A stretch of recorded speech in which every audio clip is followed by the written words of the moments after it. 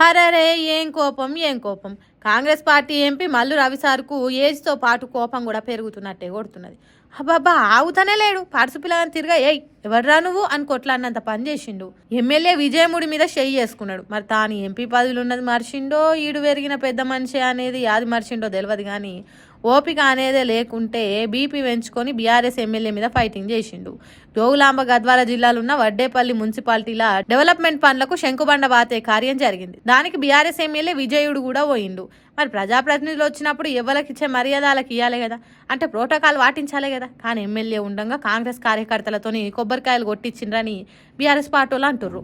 అందుకే ఎమ్మెల్యే విజయుడు కొబ్బరికాయల సంచిని గుంజి పక్కకు ఆరేసిండు. ఇంకేమున్నది, కాంగ్రెస్ పార్టీలకు కోపం వచ్చింది.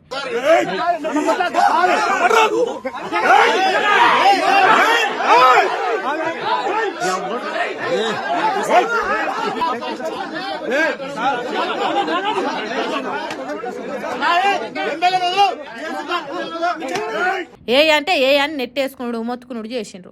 ఈ అక్కడనే ఉన్న ఎంపీ మల్లురా ఊకుంటాడా?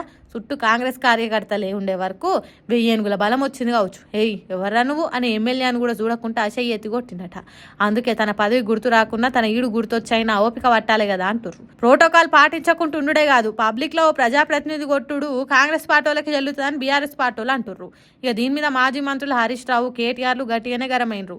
తప్పుడు చేసుడే గాక దానికి సమాధానం చెప్పే శక్తి లేక శాతగాక దాడులు చేస్తున్నారని ఖండించిండ్రు. మరి ఎందుకు కావచ్చు ఎంపీ మల్లురావు గింతటి కోపము?